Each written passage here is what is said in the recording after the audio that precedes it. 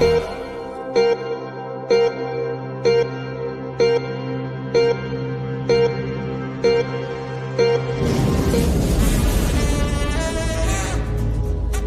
now, welcome to the Great Cigar and Pipe Show.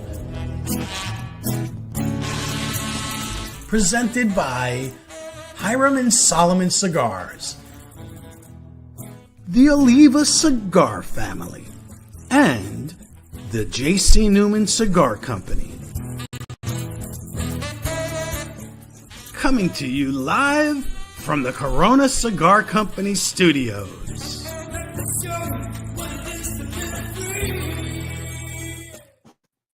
Hey, welcome everybody. Oh, yes, we got a great show tonight, and it's our pairing show, and we're pretty excited. As you can see, we have the Chooch Pairer himself, Joey G. It's basically his show for the evening, along with his special guests. As you probably also noticed, we are missing a regular Chooch. Yes, retired Bob is let's say on the mend tonight. He's not feeling all too good. No, he's not on the men's. I wish I could say he was on the men's, but he's actually he's a stiff. Is that what you said?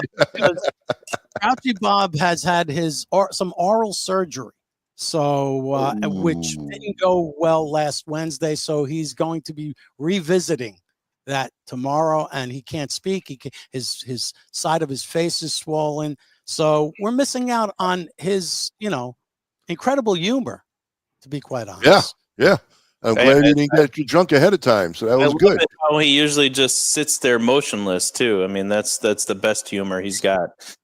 Right. Well, we got Joey in his place tonight. For tonight, guys, we're doing Don Doroteo.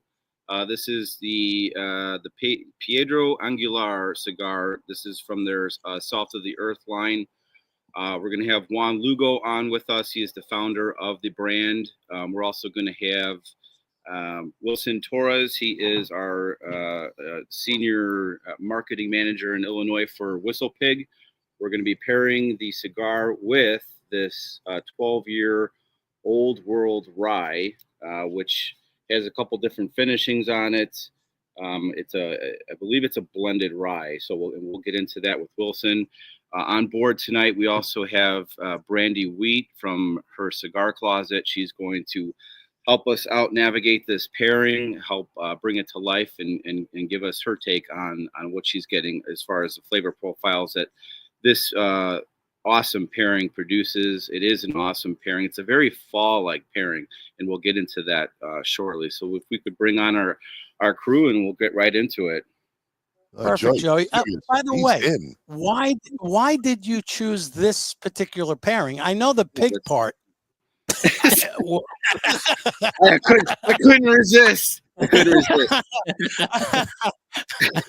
Basically, I chose this pairing knowing that this WhistlePig, the rye would bring forward like the white pepper and like cumin notes of this cigar, like the oakiness of like the Dominican tobaccos in this cigar. Especially, there's a very particular Dominican tobacco in here that we'll get into as well that really contributes to the blend.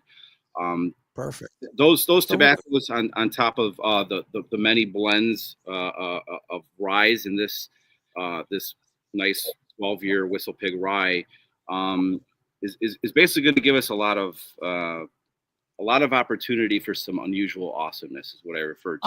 I'm gonna play a couple of little videos back to back to kind of warm people up to what we're about to see.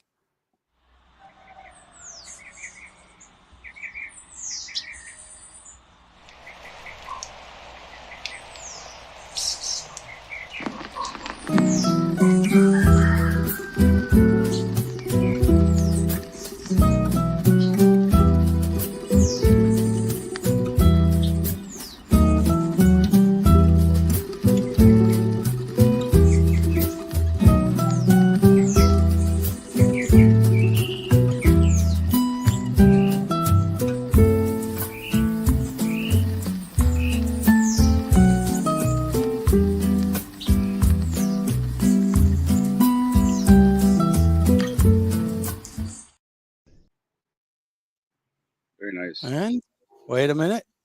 One more. Next one.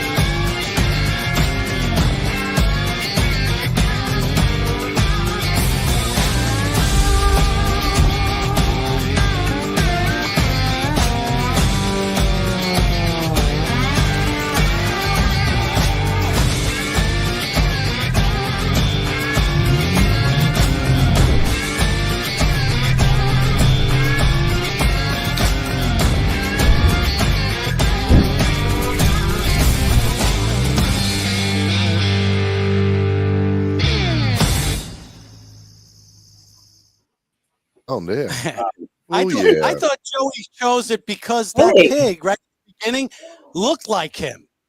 Listen, the first thing I'm going to say is I need one of those pig pours right away.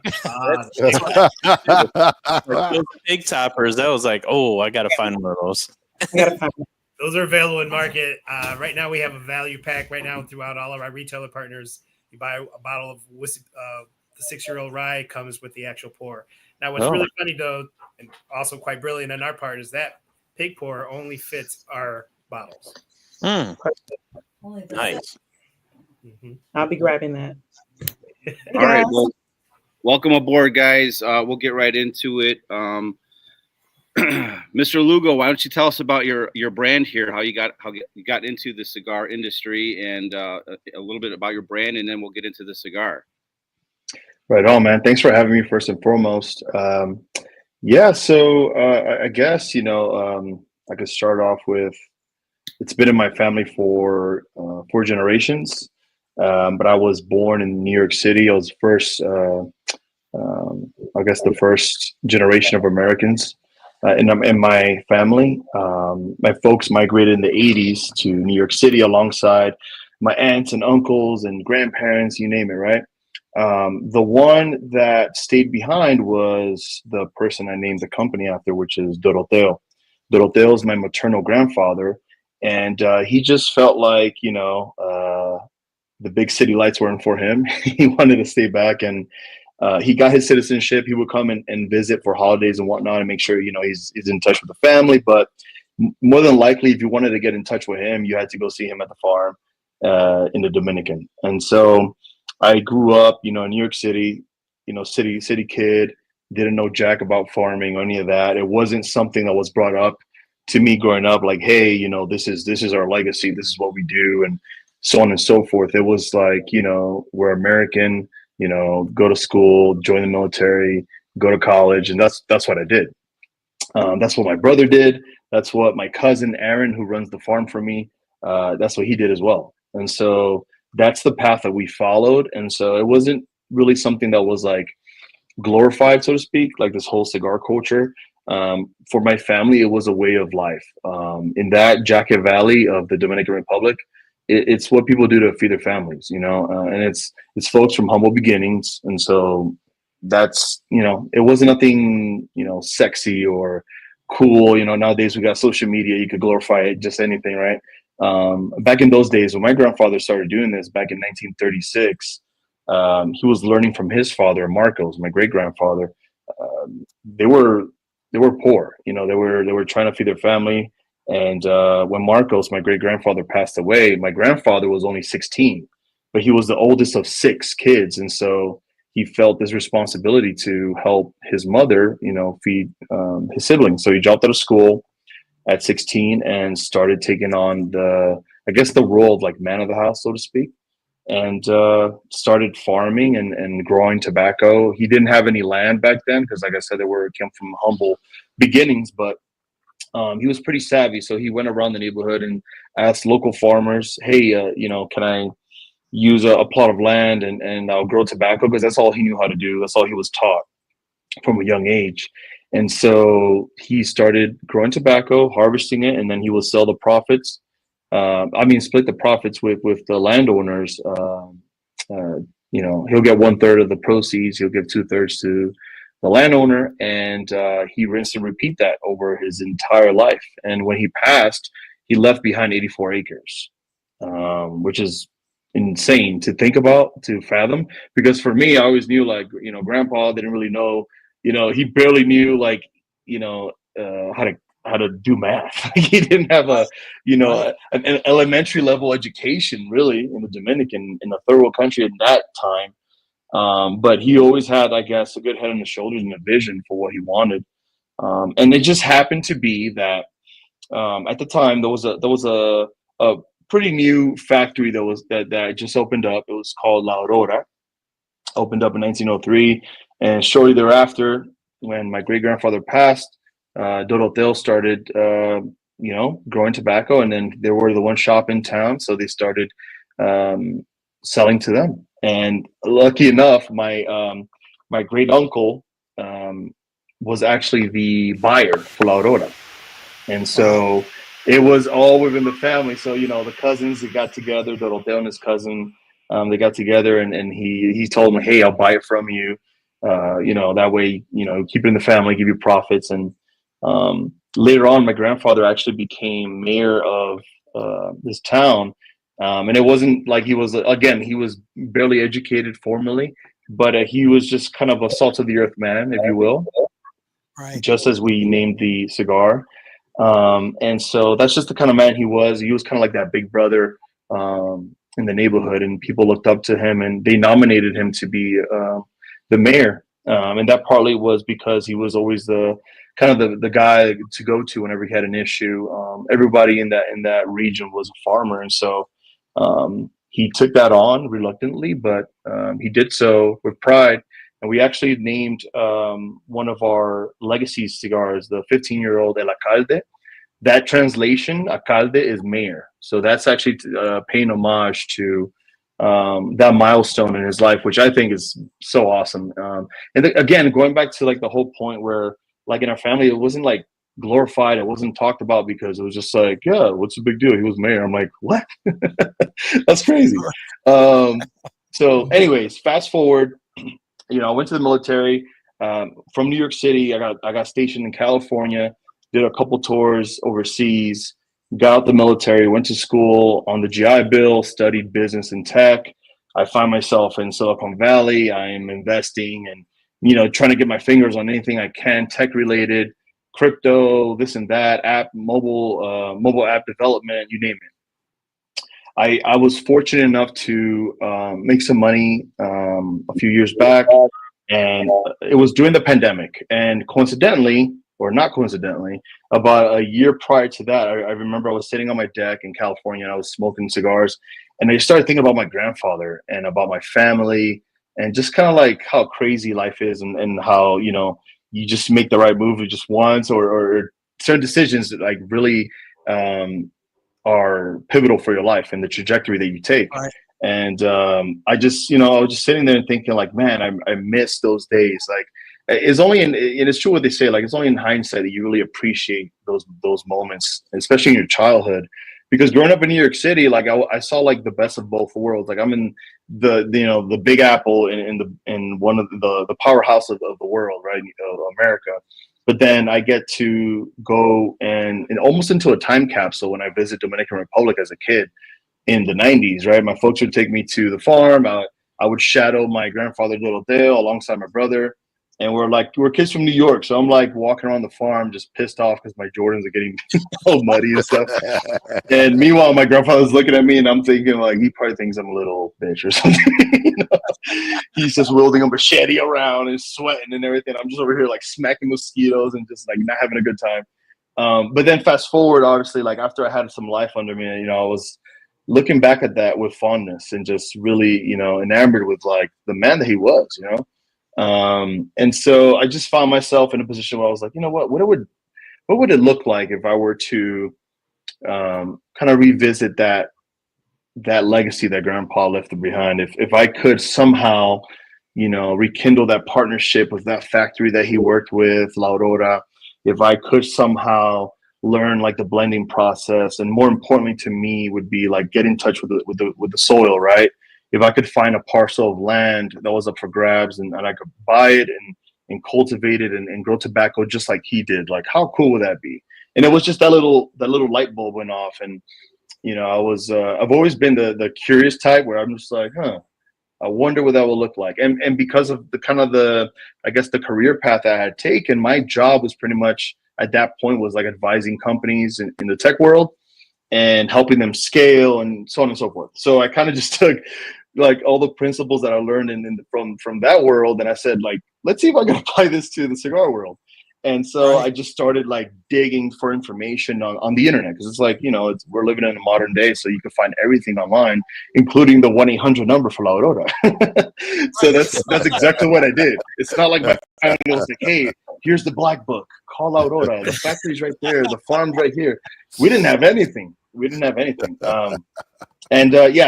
remember I called my cousins. You know, all of these people are now first generation Americans who are all, you know, either started a life here and got careers on their way and met significant others and started families and so on.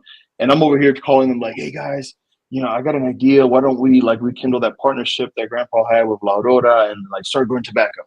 And they're like, what? Why would you want to do that? That's going backwards, brother.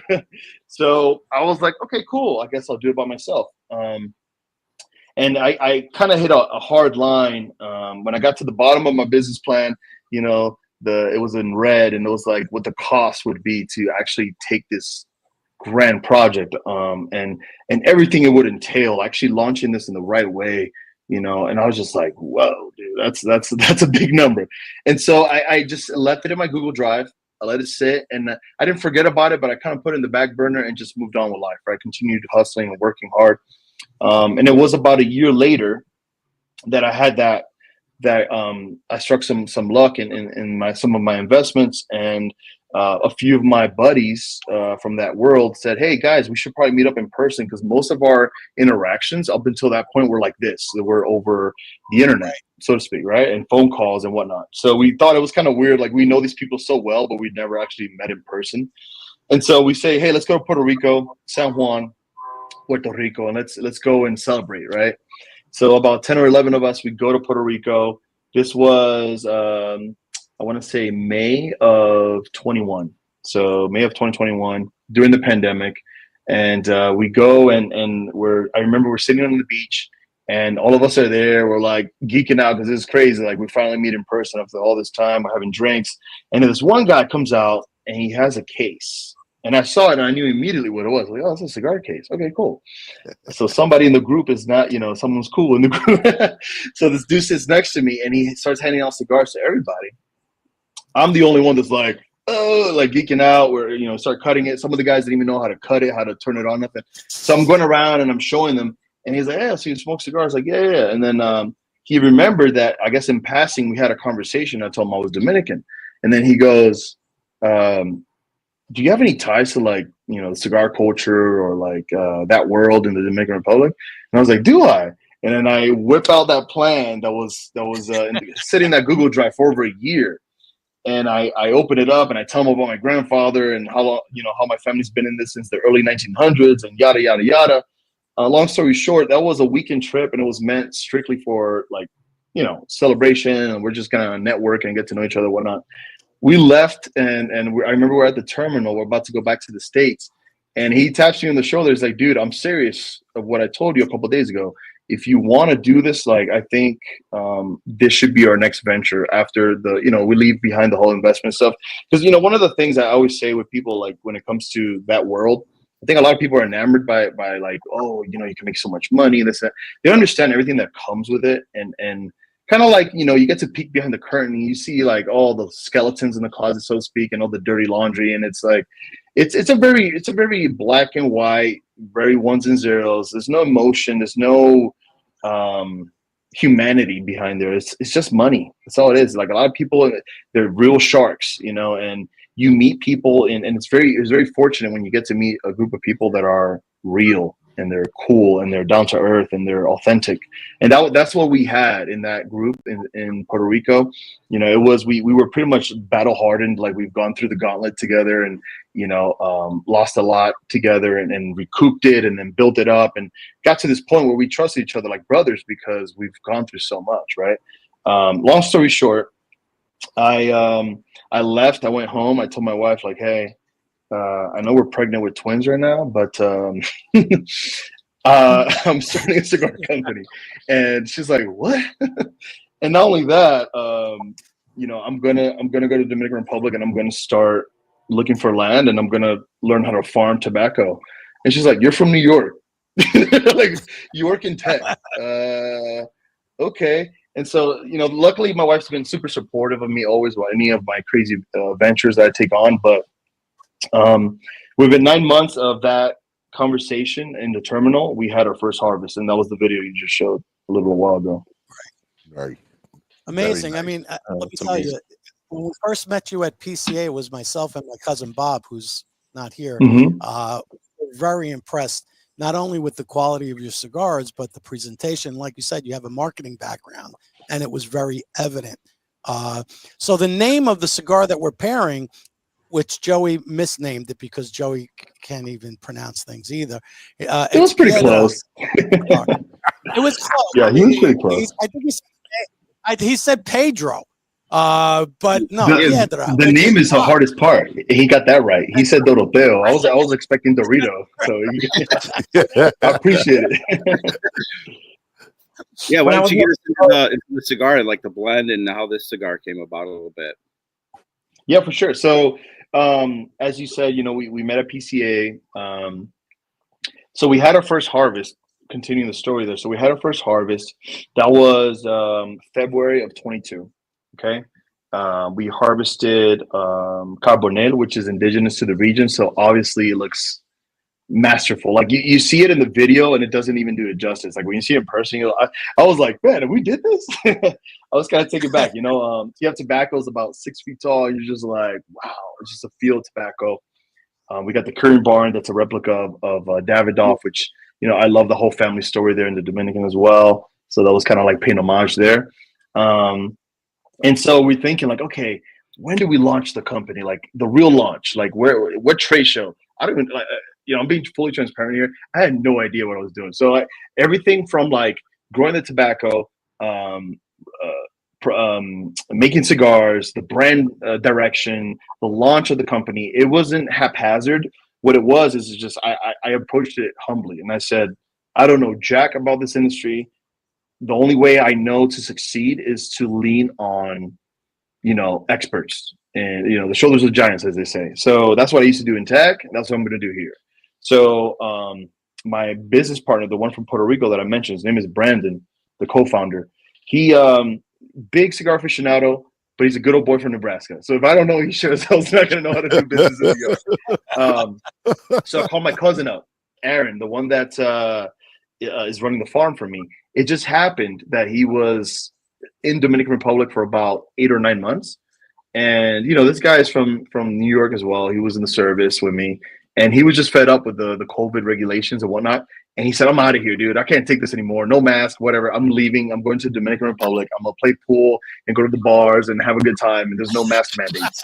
And so, viruses don't exist over there. So, so he's living there. And I call him and I'm like, hey, dude, as soon as I landed in the States, first person I call, hey, bro, how you feeling, man? Like, I'm trying to gauge, like, where are you at right now? Like, you fixing to come back? And he's like, man, I really want to stay, but like I'm gonna go crazy if I don't find something to do. It's an island, you know. At the end of the day, it's a third world country. It's an island. If you're like atypical, or you're just like used to moving and going, like you're gonna lose your mind. And that's definitely me and him are cut from the same cloth. So I knew like I would lose my mind. So I know he is. And I said, hey, I got a project for you. And he's like, what? I was like, we're gonna rekindle our grandfather's partnership with La Aurora, and we're gonna grow tobacco, and I want you to lead the farm. And he's like, well, I don't know anything about growing tobacco. And I'm like, that's okay. So I called La Aurora, and when I got back home, and it's a 1-800 number from Miami, and they're like, it's a sales office. They're like, what do you want? And I was like, I need you to connect me to the factory. I need to speak to the master blender, Manoli Noah. So they actually connect me. They connect me to the actual, like, I guess the receptionist at the factory. Somehow I work my way up the ladder. I have Manny on the phone, and I say, hey, Manny, I'm Juan Lugo. I am the grandson of Doroteo from Delgado. He used to grow tobacco for you guys since 1936, and he did so up until the late 80s. And he's like, who are you? And so I give him all the information. He calls me back a week later, and he's like, okay, green light. Everything checks out. What do you want to do? And I said, I want to honor my grandfather by growing tobacco the same way he did, first and foremost, and I want to sell it to you exclusively, just as he did. And he said, okay, cool. What else do you want to do? And I said, obviously, I want to make cigars, right? That's what the fun really is. And, I started talking to Manny about the whole process, and I started really painting a picture in my head of how big of a project this was going to be, if you want to do it right? Like anyone could go and mix a couple leaves together and call it a cigar and call it a day, right? And put a cool little ring on it. But the process that he described to me, which I actually appreciate because it was methodical, it was well thought out. It wasn't a cash grab. It was, a passion project. He's a true artist. He takes this very serious. And so I was thinking like, okay, well, how are we going to, we want to launch the cigar company. And I started pulling from my marketing background. And Manny gave me access to what they call the vault, right? Reserved for family and friends only. That's where all the goodies are, the legacy sticks. And so I started thinking to myself, I'm like, old cigars. And I started looking up how rare that is in the industry compared to even liquor, right? So, and I just started thinking to myself, like, this might be a gold mine in here. So by this point, we were talking to this designer, Jeff Moss. He builds brands. Up until that point, I knew him as a guy that could make rings for cigars and whatnot. Turns out this guy was like a legend when it came to the design world, not only in the cigar world, because he worked with Alec Bradley for like 13 years, up until he met us. And his contract would just happen to be coming to an end. It was very serendipitous, and I'm very fortunate for that. But I got with Jeff, and I said, hey, Jeff, I know you're working on design for us. How are you fixing on like trying some blends with me? Because again, trying to be humble, I'm like, at the time, I'm 31 years old. How is my palate going to compare to this guy that's been in the industry as long as I've been alive? That's like nonsensical for me to be like, oh, I'm the CEO of the company. I know the best blend to pick. So I called Jeff, I called Brandon, my co-founder, and I called a couple other guys that I respected palates. We flew to the Dominican. We sat down with Manny. I pitched the plan. That's my job. And I tell him, hey, Manny, look, I want to work on on a project, something special to honor my grandfather. In the interim, I would love to like make a splash in the industry and release something that's special, a limited release, something aged, something that's really going to get heads turning, so on and so forth. And so he goes, okay, cool. Let me show you the vault. And he shows us the vault. He gives us what became El Legado, 95 rated Boutique Cigar of the Year for Enthusiast Report. And mind you, I'm smoking. I'm like, oh, that's good. I'm smoking this one. Oh, that's good too. And the judge is looking at me like, this guy's a fucking idiot. So, hey, you're from New York. You're never a fucking idiot. Remember that. So Jeff smokes El Legado, right? So so Manny doesn't tell me what's in the cigar. He doesn't tell me how old they are. Nothing, right?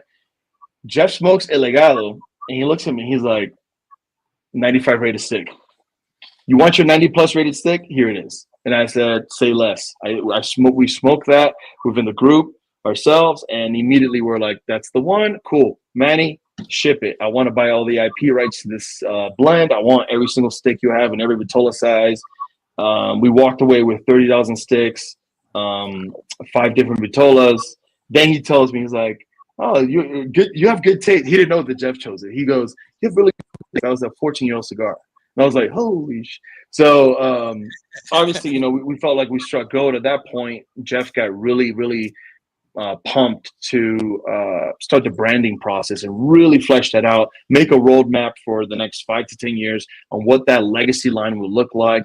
Now that we knew that they had, a variety of different age sticks, we're definitely going to play with that and use that. It does twofold. So, and this is, you guys will get to know, like, I'm very transparent when it comes to like the business side of things, because I think it's important for people to understand all this. Right. When it comes to the legacy sticks, they do 2 things for us. Number one, that's going to help your brand, right? Absolutely. Like, it's a phenomenal stick. I'm not going to sit here and lie. Like, I blended that when I was in high school, It was rolled in 2008, and it sat in the aging room for 14 years until the moment I picked it up and I bought it. Right. And so I thought to myself, like, this is going to help us make a splash. It's a great stick. It would help with the ratings, obviously. And then more importantly, which is what people weren't thinking about, and this is where we get to Salts of the Earth, it gives me time to then get to work immediately. As soon as I got back from PCA 22 when we launched, I called Manny. I'm like, when can I come to the factory so we can start working on these blends? So we started working on it immediately. And we ended up with 2 blends. So we have the Salts of the Earth, which is the line, as I said earlier, how it ties to the story. It's paying homage to the type of man that my grandfather was, Doroteo. And ultimately, the reason we have 2 blends within that line is that we couldn't come to down to 1. So we ended up with 3. First, we had 20. Then we got down to 3. Then from 3, we got down to 2. And we were just banging heads for like hours. Like, we couldn't decide. And for me, it came down to a business decision more than anything else. So imagine you got, if you got deep pockets and you got some ambition, you could roll up to a factory and say, hey, I really want to make a blend, yada, yada, yada.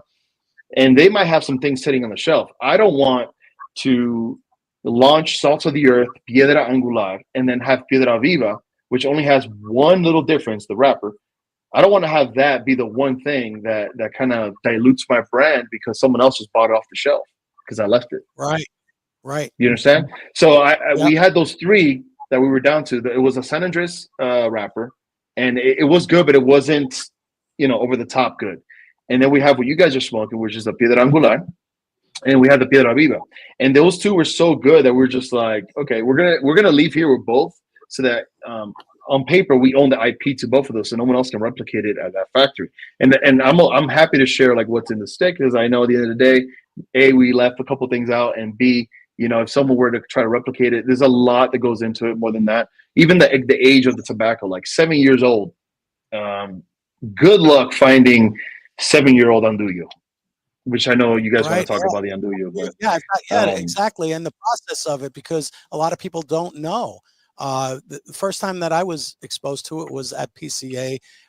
And this is Manny with holding the entire, and he makes it look like it's light. That's not very light. That's heavy. That must have been propped up on something. There's no way he's holding it like that. There's no way he's holding that. But this was what I thought was really interesting is one part of the process, which is how they squeeze that tobacco, and they use rope, and they do it twice, I believe. Before then it sits and it's aged, and it's in banana leaf, I think. What is it? Banana leaf? You want to know something really cool that I experienced while making this blend? So I didn't tell my parents or any of my family what was going to go into the salt. They were like really enamored with the whole project. It was so cool because, Doroteo had 11 kids. So all my aunts and uncles from my maternal side, huge family, cousins and aunts, it goes on. And so we were typically during the summer breaks, that's when everyone goes to the Dominican. So I had a great opportunity. All my family was there. And I sat them all down and I told them, like, hey, guys, I want to ask you for your blessing. I want to take Doroteo's name and I want to honor him and make a cigar company and name it after him. And they were like, what? Like, that's crazy. That's amazing. Yes, please do. But then my mom and her sisters, they're like 7 sisters, they sat me down. They were like, you better make sure you do the right thing. I was like, oh, okay. So, like, but it was cool because it was all out of respect for him, you know.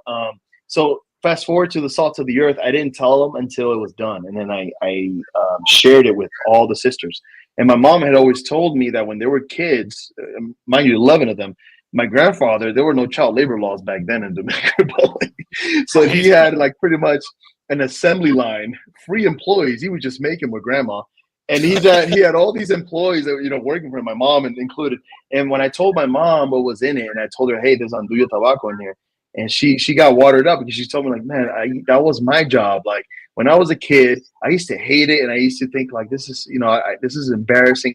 He would make her so obviously if you're strong enough, you could roll it and turn it the way that guy's doing in that video that you were showing, the snapshot.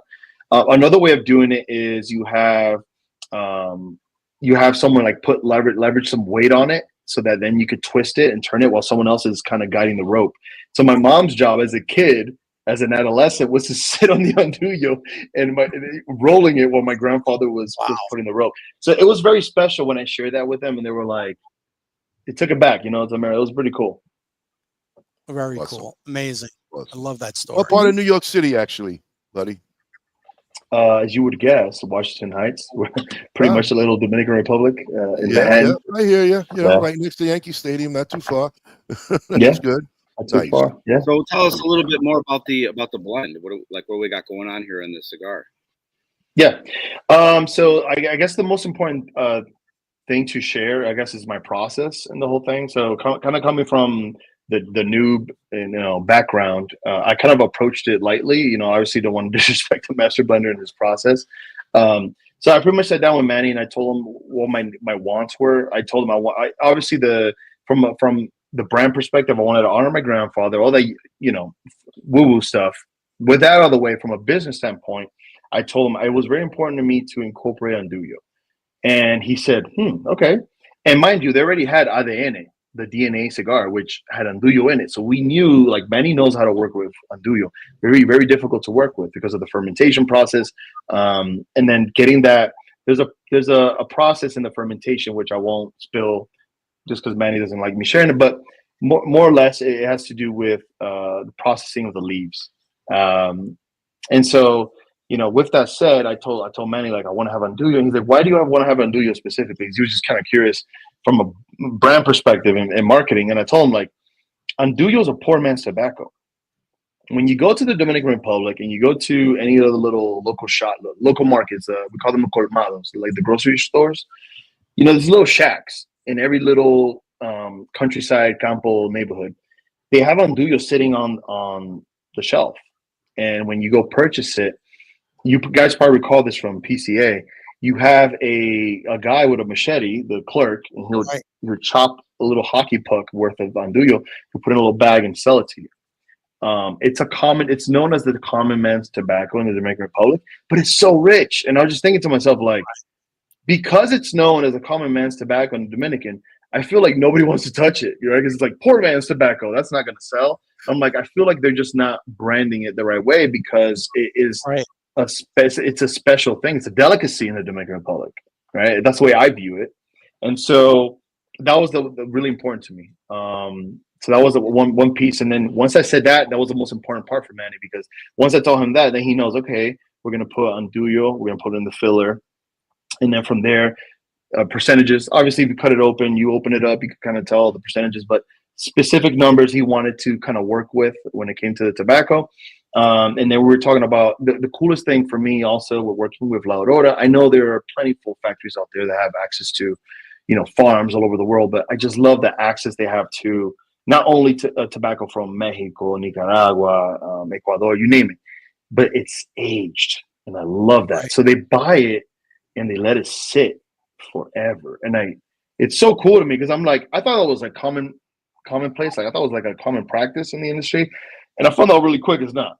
A lot of the marketing when it comes to the aging is tongue in cheek a little bit in some places. With Manny, I learned this also because I not only make the cigars, I also harvest tobacco, right? Because we're farming. So when we had our first harvest, I was telling Manny, like, man, I can't wait for you to use that in one of your blends. And you could tell me, like, hey, man, we used your tobacco. It's in this blend for whatever cigar, right? And he told me, dude, it'll be at least 5 years before we do that. And I was like, damn. 5 years. I was like, okay, cool, man. That respect, Be a dude. That's little crazy. older before that happens. Yeah, and I'm like, that's actually, and then I obviously like years later, I'm like, man, that's so crazy that they have this access right here. So with Andullo out of the way, Manny wanted to work directly with 3 countries, obviously Dominican tobacco, Nicaraguan, and then Mexican. That's where the Mexican San Andres came in from, the wrapper, which we actually scratched. But it was good to go through the process and just do the process elimination. And we had a little bit of Colombian in the beginning, but that didn't work out. So as we're doing the process elimination, the way it would work, it's not me. I'm not the master blender. I'm not sitting there like picking out the leaves. And Manny would sit with some rollers. He would make me, a bundle of cigars. My group would smoke it, and we'll say yes or no, maybe, and then it will move down the process elimination. Imagine like March Madness bracket. So you're just like getting down to the 2. The nice thing about that is that a lot of tobacco that people are selling now and blends, they have to have it sit for 6 more months, and then you don't know how old the tobacco really is before so you're already getting a sense from smoking that cigar what that final product is going to be. You're not guessing it. Yeah, you already know. Yeah. There's a little bit more to it though, so I'll be fully transparent with you guys. So some of the things I've learned along the way, right? Like kind of like, not to put egg on my face, but just like, when you start a business, there's always going to be unknowns, right? So one of the things for us was, okay, cool. We finalized the 2 blends that we like for Salt of the Earth. And so I didn't know this at the time, but like the ones that we smoked the day that we selected them, those have been sitting for roughly 45 days from the day they rolled it, right? So it had a couple weeks to sit there. When I selected the batch, he had the batch made. It was obviously, we're like behind the gun when it came to the timing. We were down to 10 weeks at PCA 23, and I'm doing like a harvest in Dominican. I'm doing the booth design. I'm doing all the stuff all at once. So obviously it was like super hectic. And when we received the sticks from the first batch of Salt of the Earth at the booth, the first thing we're going to do is smoke it. So before the show started, the whole team's together. We're like, oh yeah, smoke the good stuff. So we're smoking it and we're like, this is slightly different. And so I call Manny because he was running around as well for the show. And I asked him, he's like, well, what do you want, Emmanuel? What do you want? I'm busy. And I go, Manny, when did you roll these cigars? And he goes, oh, those only sat out for like 21 days. And I'm like, oh, okay. So they sat out for half the time that the first ones we smoked did. So when people were smoking them at PCA, I was like nervous because I was like thinking like, man, this is the real testament to our work. The first one, we were honest about it. Like we didn't roll that 14-year-old cigar. It's phenomenal. But the biggest question we kept getting at that first show was, are you guys going to be around? Are you going to be a one-hit wonder? What's going to happen next year? Are you working on your own blend? Yada, yada. So for us, I put a lot of pressure on us for this blend release because I wanted Salt of the Earth to be like the real stamp of approval within the industry. But by and large, most people were taken back by the blends. And, obviously since then, what we did was I learned to order larger quantities every time I have a new batch made so I can let it sit for enough time while the current batch is getting worked down from current inventory. Right. Makes sense. I mean, Joey, what were your initial thoughts when you first smoked this cigar? Right. So getting into the first third right away, I noticed that the foot smoke odor was like a nice like chocolate fudge infused like fire pit thing going on there. Very light, very like delicious, and right away I got like a vanilla infused marzipan right off the get-go on this cigar. And marzipan is like a nut paste type note that I only get on like quality cigars. Of course, it's one of my favorite notes to get on a cigar, and I was definitely getting that here. And I got some like slight like white pepper notes over like some saltiness, which I really appreciate because that helps keep the palate salivating and really get get those flavors absorbed into the palate. And then there was a nice transition on the foot smoke odor to like cantaloupe over pistachios thing going on there. Very cool things going on with the foot smoke odor on this cigar. There's a sweetness to it. Yeah, there's exactly. definitely a sweetness to the tobacco. It's almost like a floral type. Yeah. Yeah, the fragrance. Shortly into the cigar, it became very buttery with like a hint of like a very unique like cumin or even like pistachio type note on the palate. And the retro, you just get like smooth like vanilla bean over like some nice like musky hay notes going there with like the softest little kiss of spice on the finish, which I love that retro hail. Definitely some woody sweetness to the cigar, and that overlays the nice like nutty marzipan notes.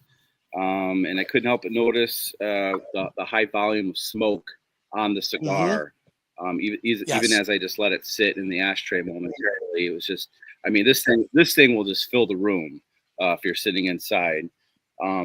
There's like a little to no vanilla char on the aftertaste, in like a lingering vanilla note. Actually, that's very delicious. That if you just put the cigar down momentarily, you just get like this nice lingering vanilla on the palate. And that foot smoke odor does settle down in the first third to like a light vanilla as well. Pairing it with the whiskey, which we'll get into in a sec here, which is the WhistlePig 12 Old World Rye. The first direction we take the pairing in is cigar to the whiskey. In this direction, it's very sweet and candy-like. We get like nice red and fruity wine notes that balance well with those vanilla infused marzipan notes of the cigar.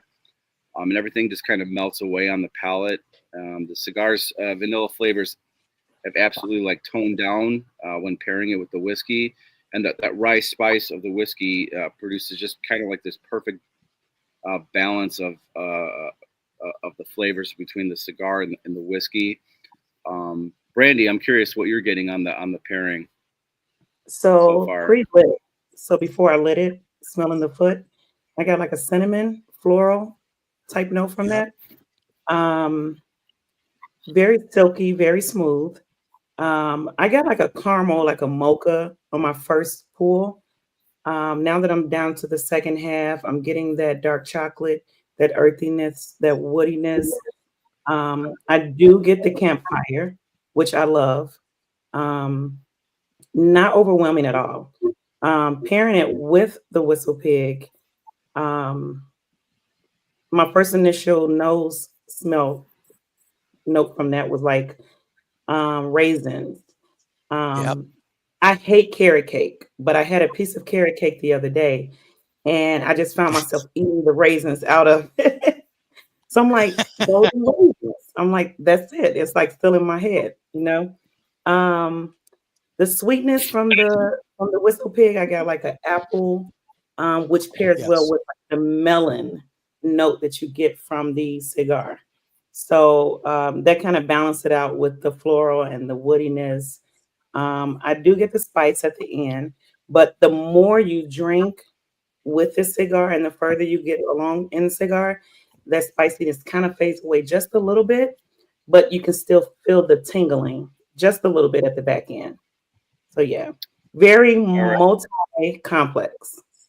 Yeah. Oh yeah, absolutely. Yeah. Before we get to Wilson and the whiskey, we'll get right into the second third and the second direction of the pairing, which is whiskey to cigar. And in the second third, we get another transition of that foot smoke odor. I get, and this might be based on memory, like a sugar-covered cocoa wheats thing going on there. And that's just, I'm going to say that's just a childhood memory. That was one of my favorite like breakfast meals growing up. Well, he's a cornflakes guy. Yeah. But just like frosted flakes. That's part of his flakiness. That's where he gets that from. Those woody vanilla bean notes dominate the beginning of the second third here, leaving like a nice, I'll call it even like an American oaky aftertaste on the palate. The retro hail, we get like this explosion of oakiness that just fills the entire sinus. with still that barely noticeable kiss of spice on the finish.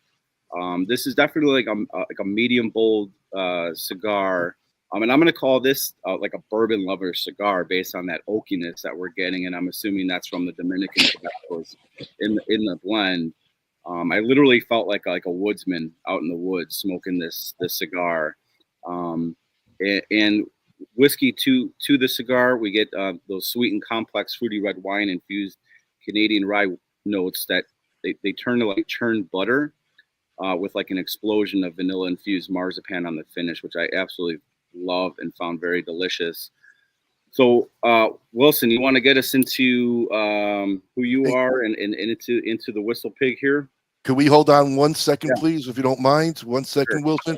Hey, Kyle, could you put the hashtag on? Because everybody's looking for that hashtag for the big prize tonight of the bottle and the cigar. Sure can. So our hashtag tonight is hashtag Doroteo. He can't. Doroteo. Too much whiskey. Everybody, get your hashtag in, because the bottle and the cigar is going to be the grand prize on our hashtag spin.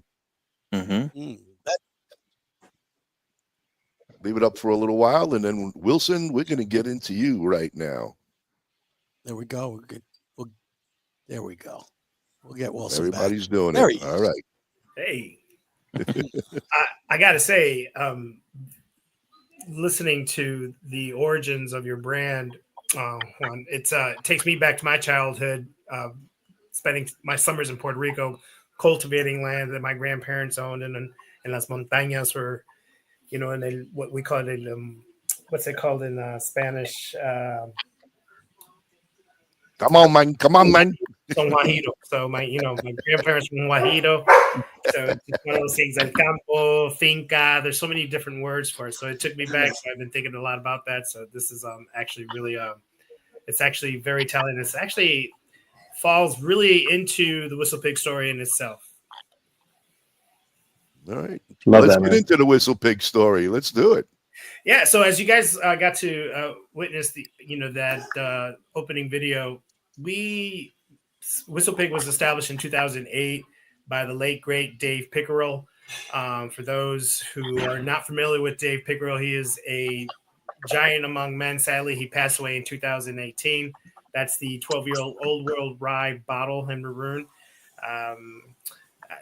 This is a very popular whiskey that actually really drips into different areas of not just in whiskey, but in pairing, in food, in cigar, and other facets of what we call hospitality, if you will.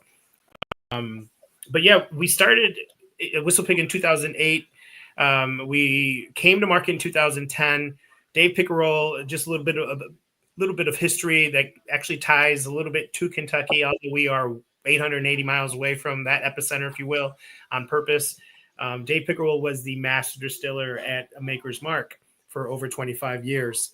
And during his peak tail end of his time there, he actually approached, Maker's Mark and said, listen, rye whiskey is the next best big thing to come to American whiskey category, arena, if you will. We need to start laying some down. But they were like, absolutely not. We make one thing here, and that's Maker's Mark. And as we know, Maker's Mark is, obviously a wheated bourbon. Right. Well, what happened is that they kind of felt bad because, obviously Dave's been with them for quite some time. So they gave, they showed, they loosened the leash, if you will. And that he was able to produce a new blend, which is what we called Maker's 46, and know it as being in the market today. But that didn't feed the beast. That didn't feed his pork belly.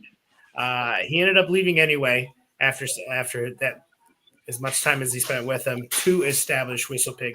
And then in doing so, he found a couple partners, if you will, co-founders that had some deep pockets, and established obviously out in Shoreham, Vermont. And in Shoreham, again, no pun intended, he basically was able to buy 500 acres of this ex-dairy land farm that just stood there for ages. So it was over 160 years old. And it took 2 years to get it up to obviously to code, if you will, and to produce. The barn that we produce out of had to be obviously patched up, if you will, elongated to fulfill, to fit the distilling aspect of it. And the front part, we kept for more of a heritage and, walk of, Hall of Fame, if you will, along it. The first thing that he released was WhistlePig 10. And that was in 2010. Of course, how do we come to age? How do we come to market with a 10-year-old off the bat? To your story, Juan. So what he did is Dave knew that the best rye whiskey being made at that time was in our North American, in North America, our neighbors to the north.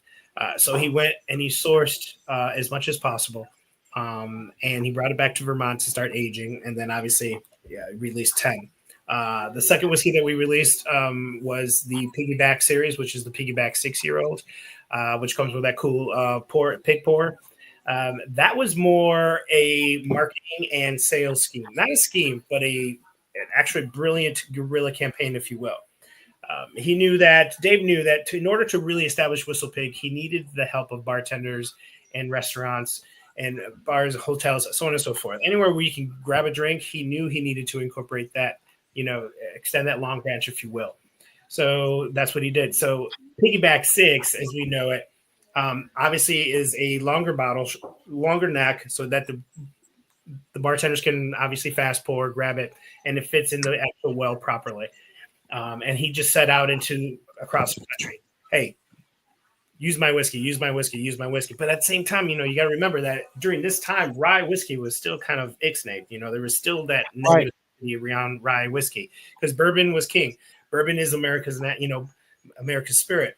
So here comes rye whiskey from a man who actually was part of that heritage, or producing one of the top known, if not the better known of the red wax topped bottles that we know it to be, and he's pitching rye, but being the man that he is, and he knew that was the only way to really establish his brand.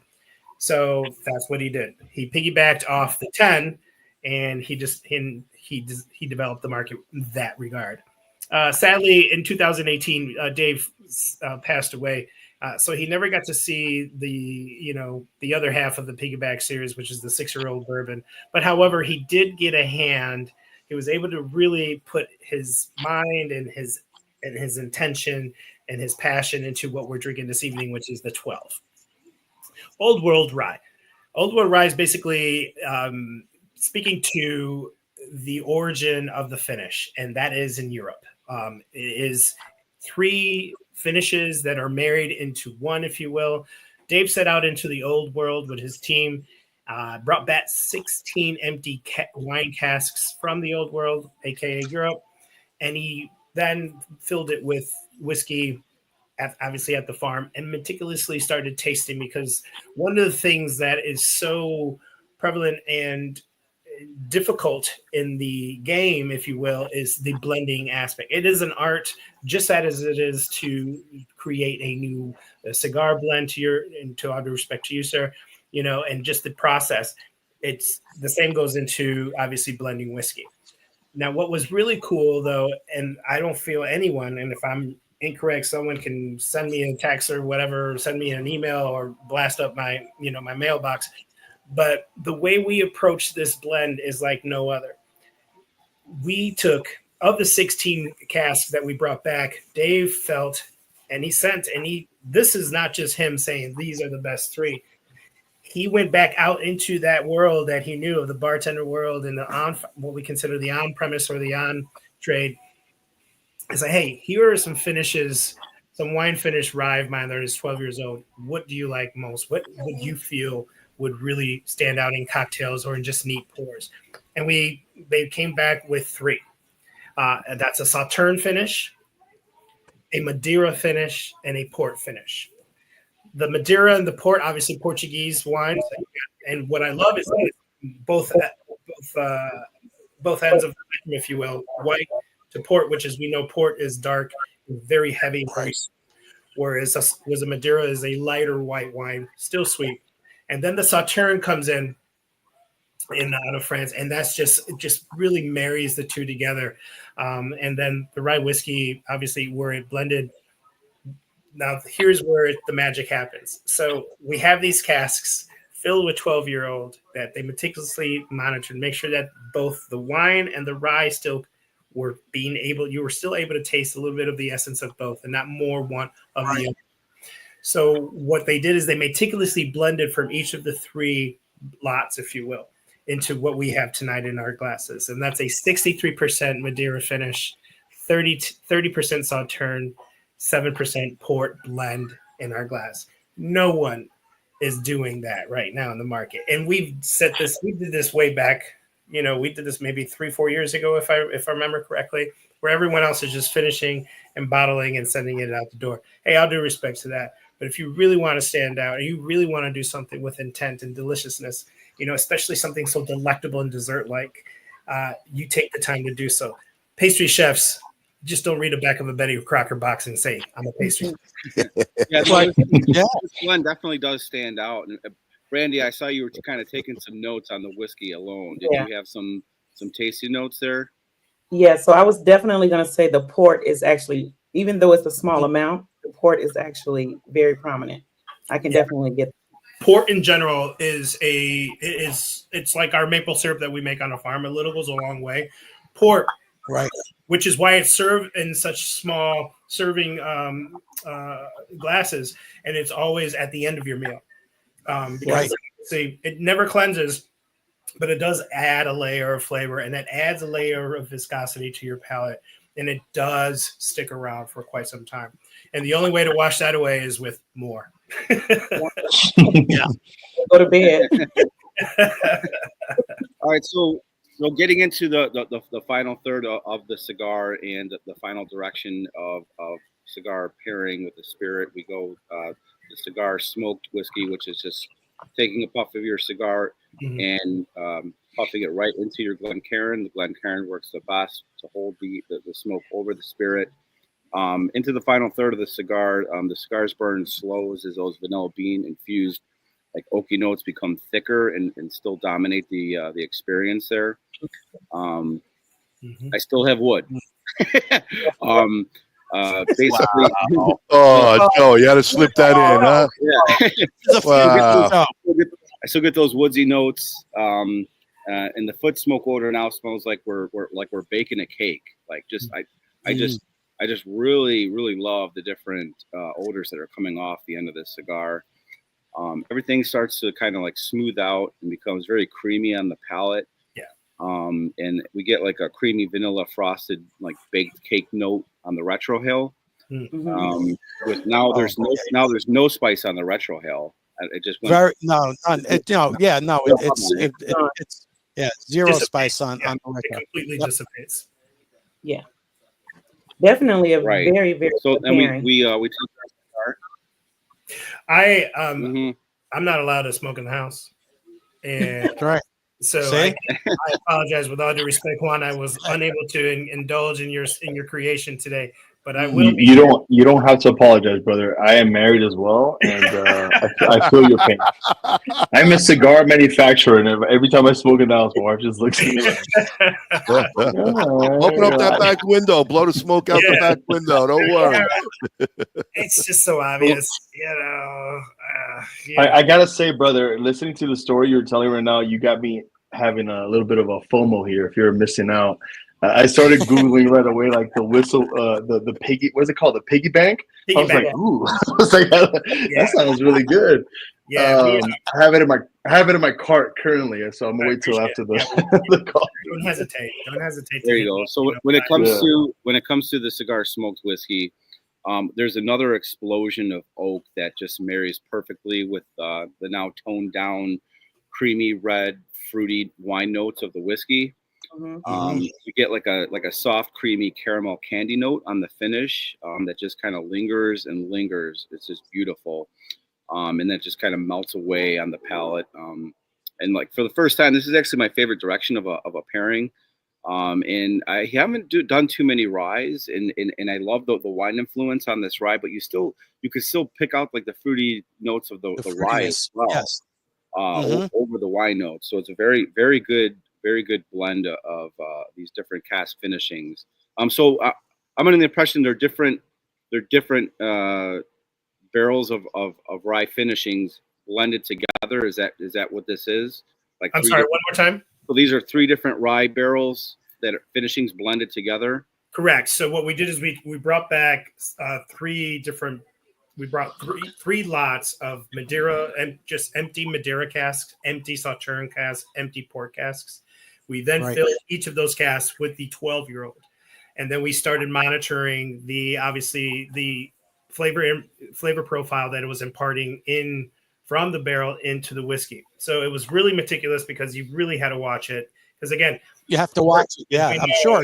The port, it didn't take very long for port to take on. I think that was the obviously shortest age by I think it's not even 2 weeks, where the Madeira and the Sauterne were about 10 weeks apart.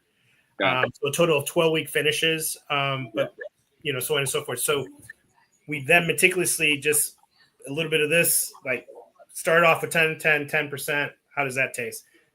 Maybe a little bit more here, a little bit more over there, and then so on and so forth. Long story, sipping journey shorter. We created 63%, Madeira, 30% Sauterne, 7% port was every bottle of Old World rye has. This is like a very nice like fall whiskey. Yeah, in my opinion. Yeah, this is a fantastic. And I appreciate you mentioning the seasonality of it. At WhistlePig, one of the things we're trying to defeat is the fact that you can drink whiskey all year round. Which is why we do, a summer whiskey every year. And we do a really cool collaboration with another cool, kooky, brand just to, have some fun. But yes, in this regard, we see this whiskey, you'll see a lot, if you go into fine dining establishments throughout Chicago or throughout the country, you'll see this 12-year-old on the dessert menu.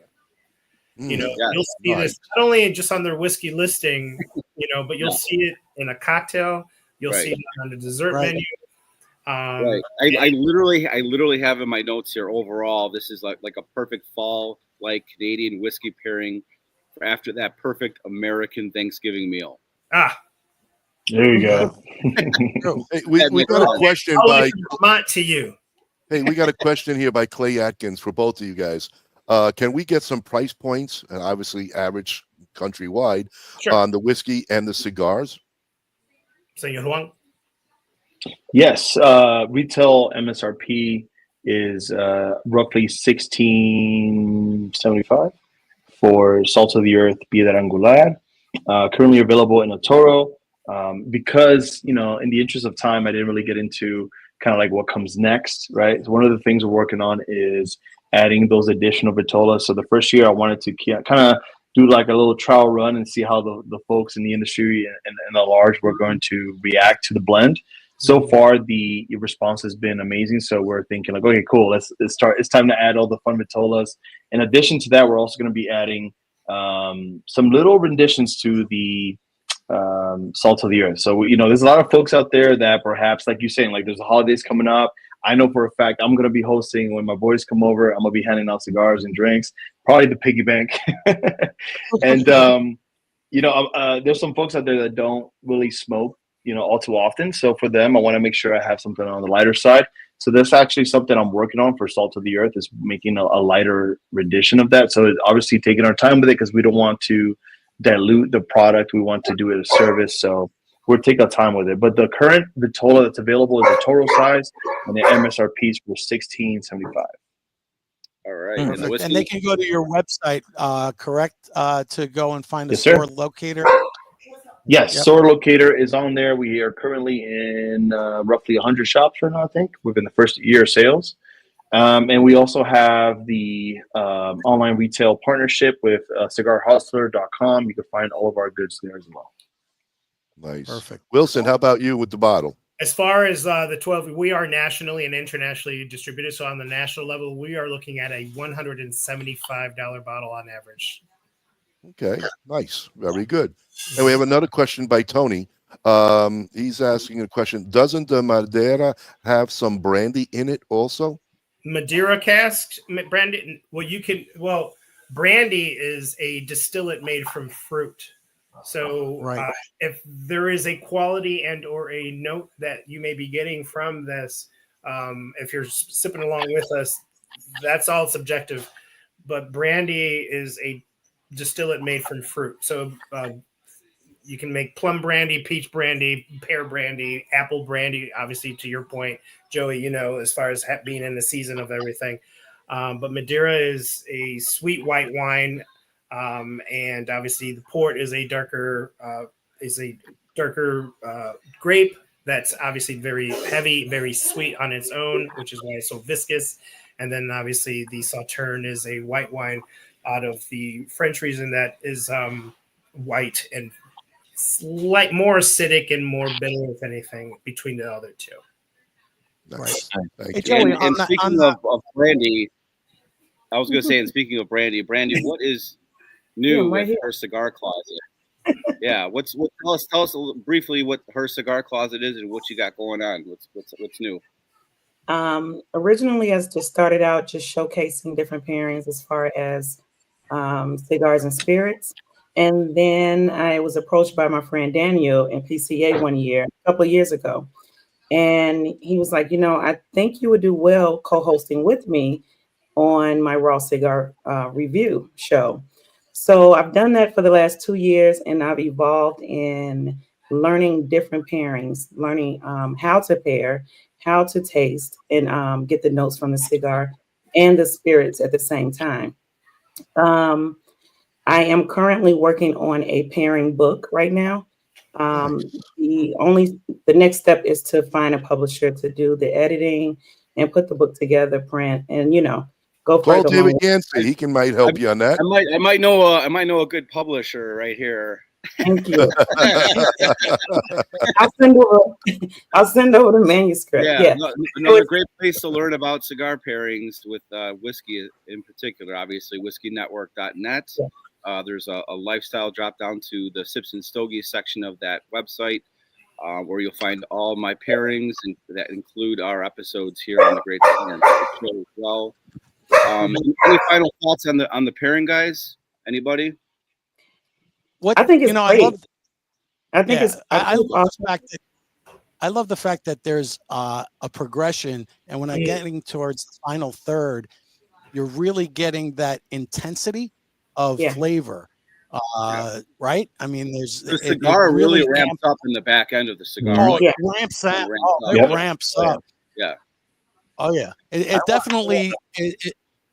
I was gonna say, I want to know, Juan, do you have any and I'm gonna get shit from Joey on this, but any thoughts to making a Lancero version of your cigar? No, dude, no flack at all, man. So I've been asked from a few folks. I guess the way I like to kind of lay it out for folks from a practicality standpoint is there are certain vitolas that you can work with that will give you the same experience, but ultimately that's what you want to be able to replicate with every. So anytime I put that Piedra Viva, Piedra Angular stamp, it's just like McDonald's. When you go through the drive-thru, you know what the heck you're expecting. You better, if you're smoking a Lancero versus the Toro you're smoking now, you're not going to have the same experience. So I'm having these discussions right now with Manny, and we're working on it. But it's something that I want to make sure we're treading carefully, because I don't want to, get folks excited for something. Because this is actually the vitola I was talking to Manny about. I don't want to release a sexy, vitola out there, whether it's Lancero, Box Press, you name it. Lansdale's another one. And then have the experience be altered. Now, who's to say that it can't be better though, right? I mean, you don't really know, but just from a logical standpoint, I started thinking about like what's in the salts of the earth, and I'm like, I don't know about you started mixing some of the ligero and the condega and the andullo specifically, because the andullo, you have to be very, very careful with the I guess the portions you're putting into the filler. The four typical vitolas that are very kind of, I guess, congruent when you're working across the board. It's going to be Robusto, the Toro, not Churchill, Robusto, Toro, La Corona, and I think the Churchill as well. Oh no, Bellicoso. Sorry, Bellicoso. Outside of that, now we're in a different territory. So the last thing I want to do is give folks a different experience. Now, what we decided to do with that in mind is maybe we start playing around with these blends, right? And then we'll do a special one-off release. So that way people can make the distinction between Salt of the Earth Piedra Angular versus like, the family reserve Salt of the Earth, and we'll make it clear that it's something completely different. Don't expect the same thing. This is special in its own right, but it's not going to be the same experience. That's awesome that you say that, because at WhistlePig, Juan, to piggyback off you, pun intended, always. It's something that, with our aged whiskeys, when you see us in market, wherever you may shop, the 10, the 12, 15, 18, and moving on through, is it the same whiskey, essentially the base? Yes, it's the base experience. However, to differentiate ourselves from ourselves, also from the rest of the market, we finish each whiskey differently for that intent and purpose. So I commend you on doing that with your brand, Juan, because, the last thing you want to do is like, I've been there, done that. I already had that one already. It's the same thing. It's a different wrapper, different ring, whatever may be the case. Right. Tamaño, lo que sea. But at the same time, it is, I commend you. So I'm really excited for you in that regard, just with what you're sharing, because if it worked for us, thank you, bro. Yeah, it should work for you in that regard as well. Thank you, man. I mean, everything is about long-term horizon. So, and I think it shows. Like a lot of people say, like, "Oh yeah, we're here for the long haul," but then you look at the portfolio and they have they've been around 3 years and they have 80 vitolas and all these different blends, and I'm like, we're taking the real methodical approach to this. Like, I'm not looking to have, and this is funny enough, this is something I was asked day one, was like, why don't you have this many different blends? And I'm like, I'm not here to just sell you cigars. I'm trying to make something special, an experience every time we release something. Whereas, I tell people, like, just wait. When I'm the old guy with the white hairs at PCA, we got 2 hairs left, and I'm still combing them to the side, and I'm rocking the suit. By then, I'm sure my portfolio is going to be vast. But this is a very, very special cigar. This is one of those cigars that you remember. Yeah. Very, very impressionable cigar. It's. I love the weight of it. That's the thing. It's like, sometimes in our glassware, like for instance, we're sipping out of Shoreham sipping glasses. This is what we sip out of in Vermont. These were designed specifically for our whiskey by Simon Pierce. Simon Pierce is a very world-renowned glass blower, and he got together with our team at WhistlePig. It's like, what would be the best glass?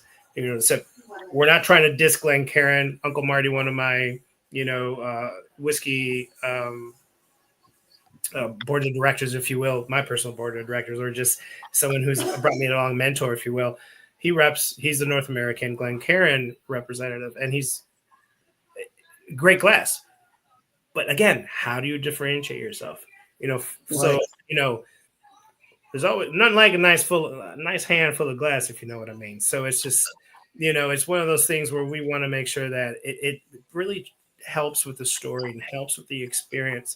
And then one thing that I really wanted to touch on with y'all, you guys I've never seen the exhalation of your cigar smoke into the glass and then sipping out of it.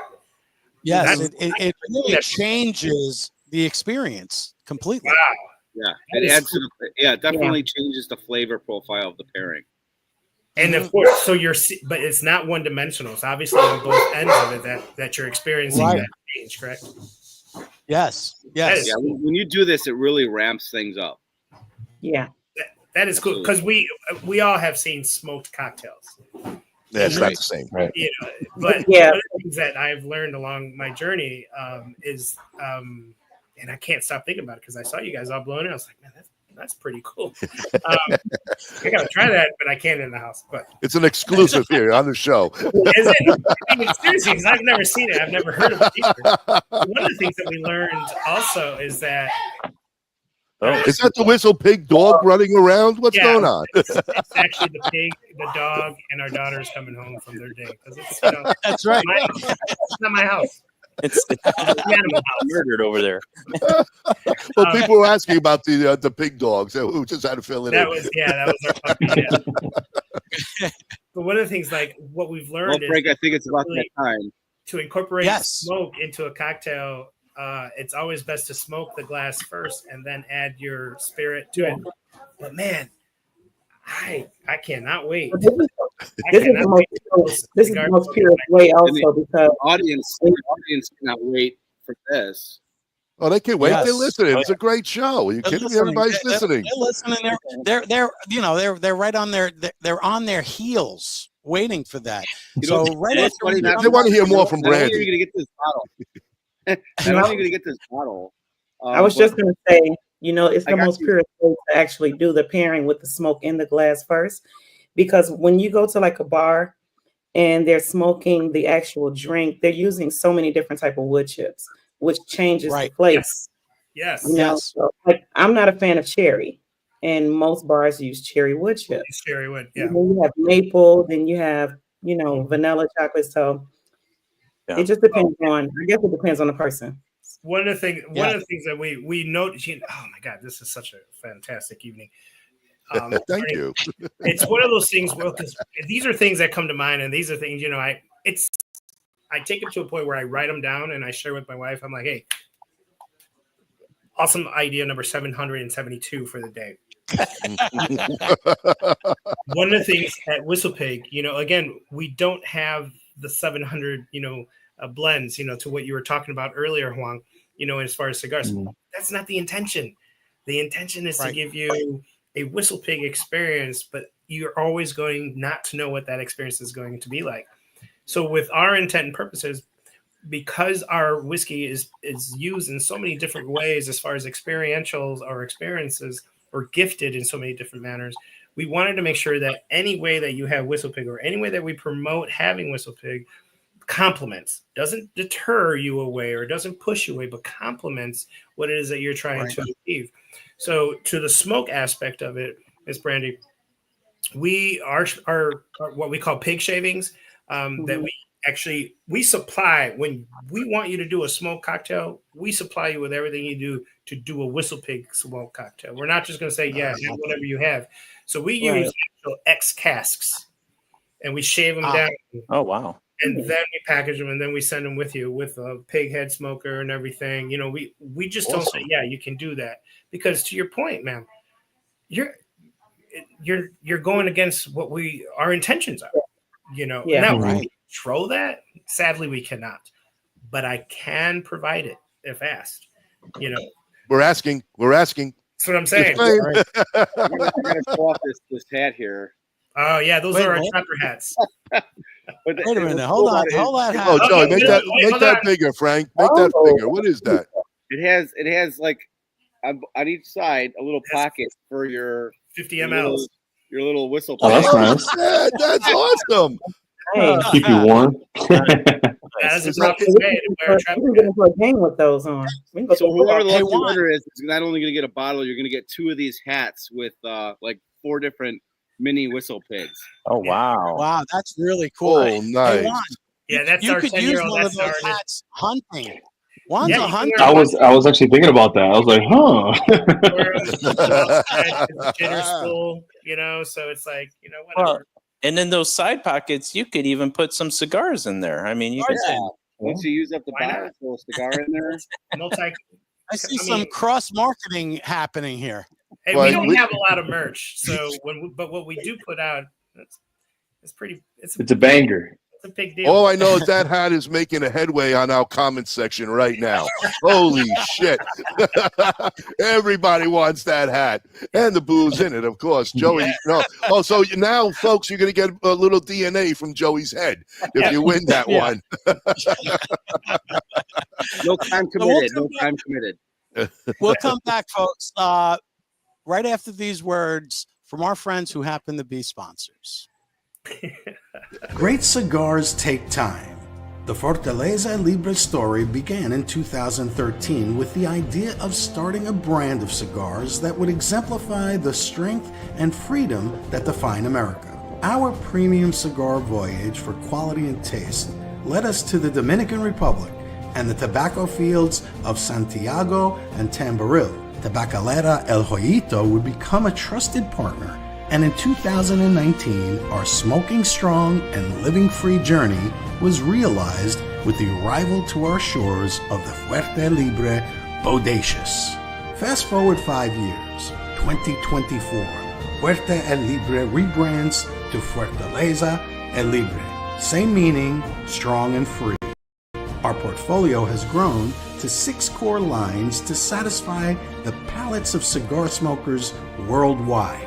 For more information, visit our website at fylcigars.com. Smoke strong, live free. Welcome to GTO Dominican Cigars, a boutique cigar company that artfully blends and creates some of the finest handmade puros from the Cibao Valley in the Dominican Republic. We are 4th generation manufacturers and growers of tobacco with over 140 years of experience, offering a variety of styles, blends, and strengths. Mild, medium, medium plus, and full-bodied. We would truly consider it an honor for you to experience our cigars. Those who know smoke GTO. Before you light your next cigar, be sure to check out Cigar Medics, the makers of the patent-approved humidimeter. The humidimeter is a tool designed to display the relative humidity inside your cigar. With this device, there's no more guessing. Simply insert the probes into the foot or cap of your cigar, and you can instantly know if your cigar is ready to be smoked. Buy now on cigarmedics.com and see site for other cigar accessories. With the humidimeter, you'll know when to hold them and know when to smoke them. Years in the making, the Chief cigar was born, blended, boxed, and released to market on June 26, 2015. This cigar was developed by former fire chief, firefighter, cigar aficionado Ken Dorbecker, and has grown into a signature Firehouse cigar line. All engines respond. Including, of course, the Chief, a Nicaraguan Habano blend, Proby, a Connecticut Shade blend, All Hands, a Maduro Mexican San Andreas box press, and the brand new Fire Pole, a beautifully crafted San Andreas Habano barber pole. Join the Chief family and make us part of your humidor. R&A Treasures, out of Tampa Bay, Florida. The last of a legacy. The last of an inventory of Thomas Cristiano in a warehouse where everything is aged and well kept for all your pipe and smoking needs. And we are back. We are. Yes, we are. Yes, we are. Yeah. Obviously, people are on the edge of their seat. And this is. Oh, we don't. Oh, he was muted. Yeah, wait.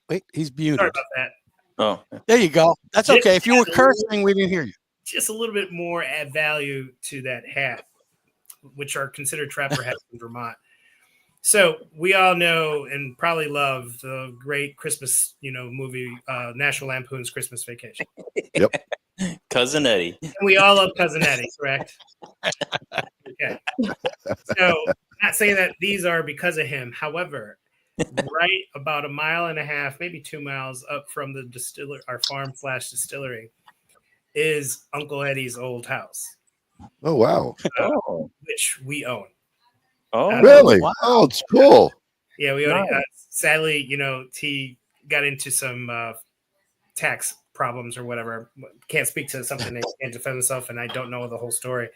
But the house went up, and because we decided to buy it. So for if we ever have some VIP residents, we always, put them up in that house, and it's the first thing they see is a big picture of Uncle Eddie emptying the shitter, if you will, and welcome to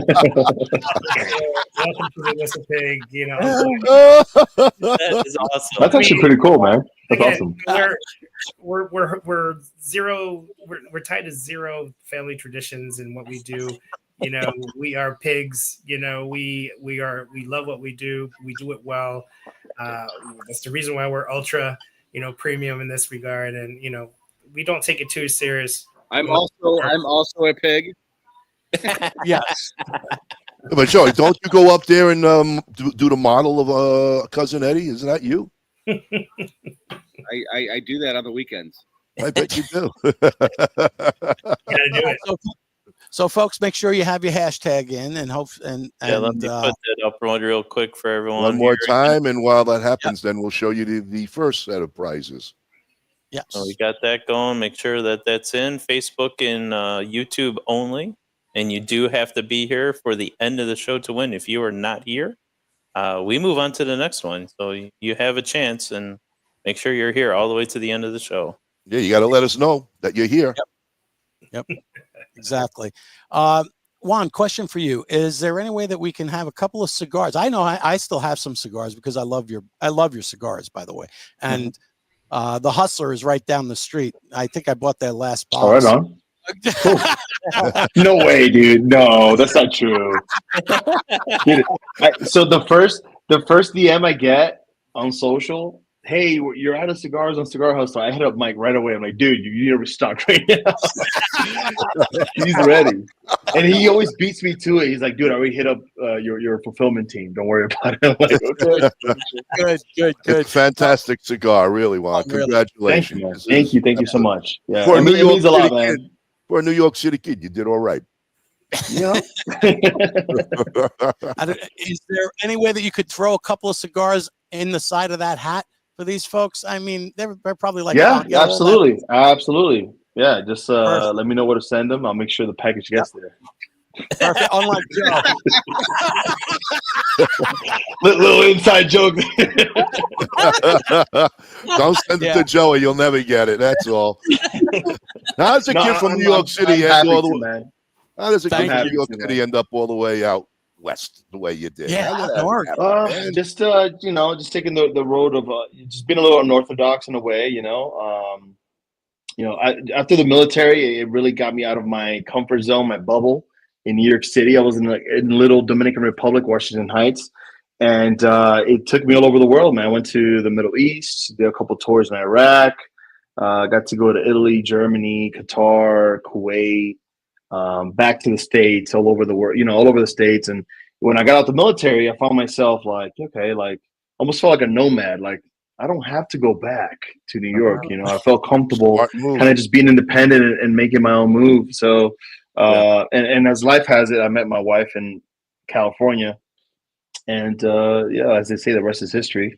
And after that, found ourselves kind of just being, exploring. And last year, I actually made the move up here from California. I went to Oregon, and I was like, it's kind of cool out here. And then the first snow hit. The first actual winter in the little ski town in the middle of the mountains. And I look out the window and I'm like, what am I doing? I'm like, I'm retarded. What am I doing?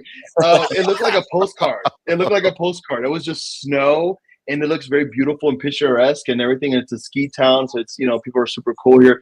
But I was just like, I'm from New York. What am I doing out here? But, when in Rome, as they say, I'm very eclectic and kind of a chameleon of sorts. I think I picked it up in the military.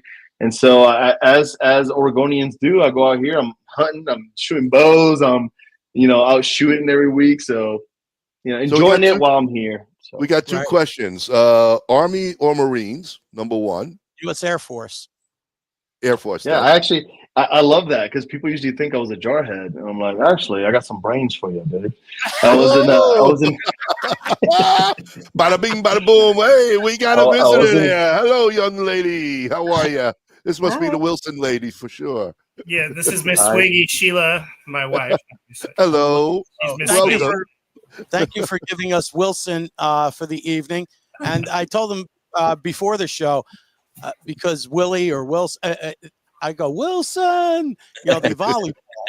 That's what I remember anyway. That's the only thing you remember. You're losing your brains. You're getting old. So right now, the next question. Oh, you have another question there, Ron? Well, no, they also want to say Orlando wants to know what part of California you want. I'm sorry, it's California, but Cami to him. Is that for me? Yeah, that was for you.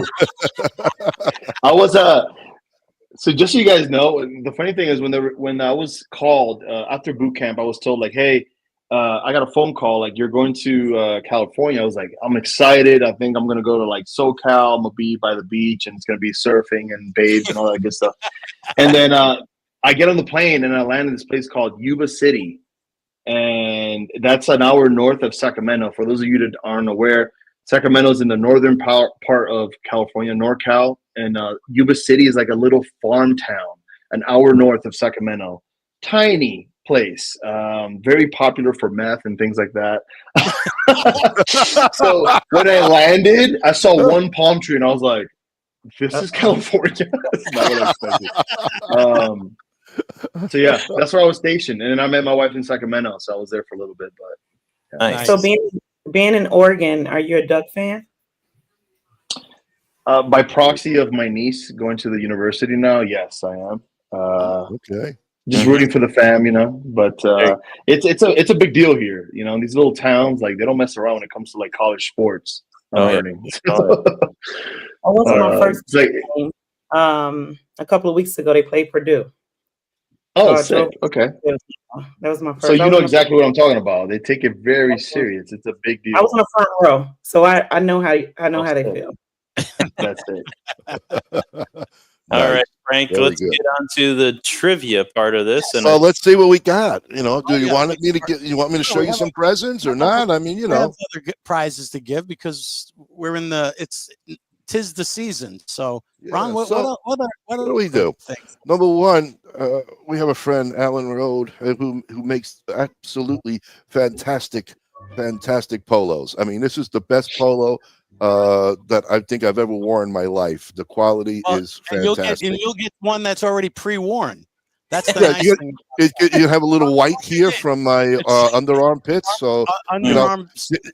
This was a 5X that I'm now down to a 1X, so it doesn't fit me no more. Next, we're going to get a nice farmhouse air freshener by our good friend Jeff over at Corona Cigars. That's a nice right. And you could use that in the garage or wherever you. Hey, Wilson, you can use this in your house. You can smell nice, so you can smoke now. Ronnie, save that for your armpit, bro. Oh, I got extras. Don't worry. I appreciate it. I think I'll need like 3 dozen of those just to. And then we got a nice little cup from Cigar Guy. Nice. There you go. The Cigar Guy. The cigar life guy. He sells you all kinds of great insurance. Absolutely. And then you have yes. And then you have your choice of fabulous Steve Saka Dumbarton hats. You got 2 choices. You got a dark brown and the yellow. So those are going to be the 4 giveaways for the first trivia question. Nice. Before we get to the big question and the big prize on the spin. So let me ask some trivia questions to everyone here. Now, Brandi and Wilson and Juan and Joe usually gives the most asinine answers or responses to this kind of trivia. But I thought this trivia would, my hardest. Yeah. Well, you know, I thought these kind of questions would be appropriate since we're dealing with pigs or pigs in general. I wanted to ask some pig trivia. So bacon's the answer. That's all I was got to say. Bacon. Bacon's always the answer. That's it. So why do pigs wallow in the mud whenever they have the chance? Why do they do that? Keep them sunburned. Keep them getting sunburned. Why do pigs wallow in the mud when they have a chance? Yes. To keep parasites off and to cool off, according to ChatGPT. That's why. Yes, because to cool off, in the military. To keep them in the military. Yeah, to cool off. Absolutely. They don't have sweat glands. You know what? It takes me back to your first question there. So you asked me about was Army or Marines. As an Air Force guy, I got deployed to a Marine base, and that's exactly what the Marines would do in Iraq to cool off. And we would just sit there and watch them and go, all right, to each their own. See, so that it came in handy now for that answer. Sweat. Because they don't have sweat glands, pigs. So what? I love it. So, Big Bill. Big Bill was the name of a Poland China hog, and he's on record being the largest hog ever. How much do you think this hog weighed? 4,269. 4,000. 4,000. 4,000. Wow. Mac He was big, but he wasn't that big. 400 pounds. It was 2,552 pounds. I was halfway there. We're close. Yeah, well, you were. That's pretty close. halfway. You doubled it. Bonnie, we're not talking about your weight. We're talking about. Oh. Ooh. Yeah, I'm eating salad. I'm trying to get down to 2,000 pounds. What can I tell you? Wow. So, a litter of pigs is called what? Joey G. A litter. A litter of pigs. Joey, that's when the mama pig has babies. What is that called? That litter? The Chicago PD. Chicago PD. Well, it is kind of a bit of a litter, so to speak. Litter in the streets. It's called a pharaoh. A pharaoh, Joe. Pharaoh? Litter A of pigs? pharaoh. Pharaoh. Here's one for you. And I'll add this because I have to get going, but I'm going to put up a prize right now. Oh. Uh-huh. Ooh, even more. If one of your fandoms, if you will, I don't know how this will work, but it'll work.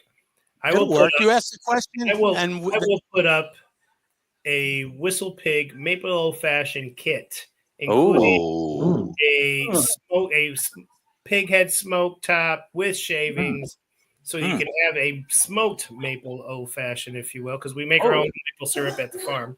Wow.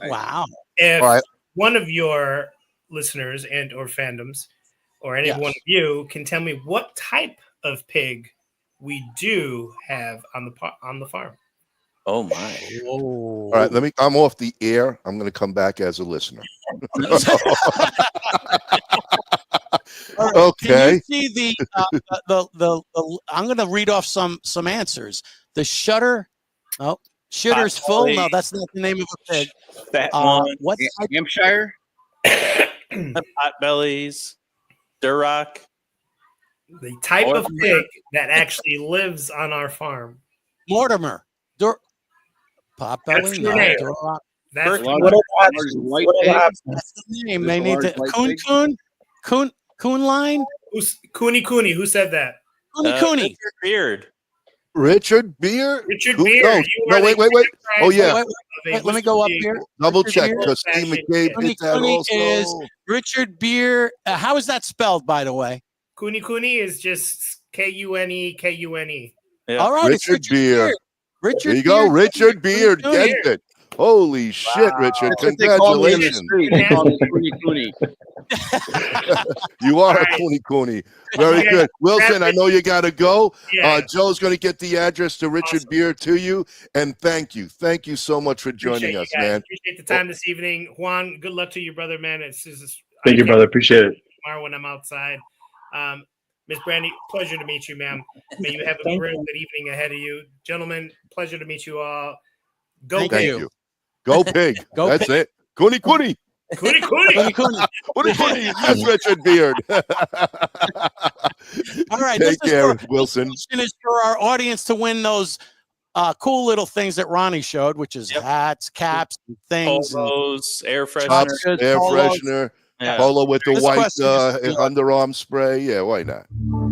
Yes, here you go.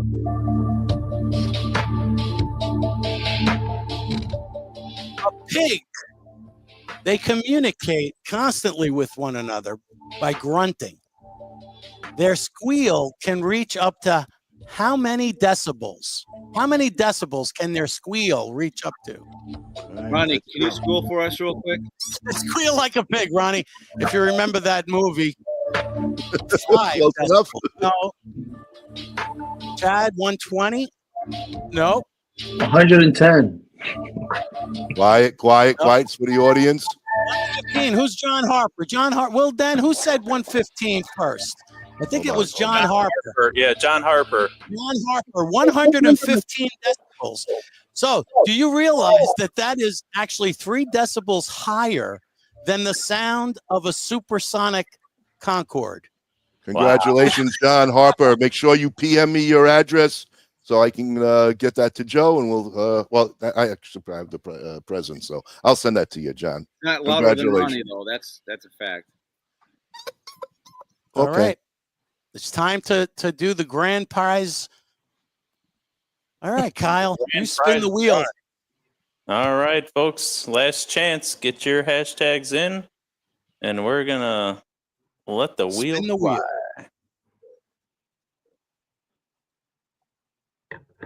wheel. Here we go. Oh, we got some familiar faces as always. Keeps going. And Orlando. Oh, there we go. Orlando, Mr. Miami. Congrats, Are Orlando. You here, Orlando? Yeah, are you here? Sure, are you here? 10, Yay. 9. Yay. Yay. There you go. He's here. Don't ever say you didn't win anything, Orlando. That's probably about the 15th time you won, but that's okay. What a beautiful night. Cigar is still going. We're almost 2 hours. What a great cigar. Juan, thank you so much for your time. Thank you for your passion of delivering great cigars to people who enjoy them. Thank you for bringing your family's legacy back to life. Yes. It's my honor, man. Thank you for having me, guys. And like I said, I'm happy to provide some cigars for that giveaway. So let me know where to send them, and I'm happy to do that. So thanks for having me, guys. Keep an eye out for the follow-up whiskeynetwork.net pairing review article on this pairing that will publish December 5th. Perfect. All right. Beautiful. Awesome. Brandi, thank you so much for your time and your insight. It's been awesome to have you on again. We look forward to having you again for sure in 2025. Will you come? Yeah, of course. She'll come as long as Joey isn't there. She'll make herself available. We'll figure that out. But again, both of you guys, thank you so much for coming on board. Juan, we're looking forward to seeing many, many more different smokes from you and your family. Congratulations. Thank you for your service on top of that. And everyone, thank you so much for joining us. And next week, we have the one and only Mr. Luciano himself with Luciano Cigars. So from all of us to all of you, keep on smoking. Thank you very much, and have a great night, everybody. Good night. Tell my brothers to line them up. We'll drink that whiskey from those old dirty cups. We'll toast to the present, the future, and the past. This ain't my first drink, but it ain't my last. 'Cause this world is so beautiful. I see its love come shining through. This world is so beautiful. I feel its love come shining through.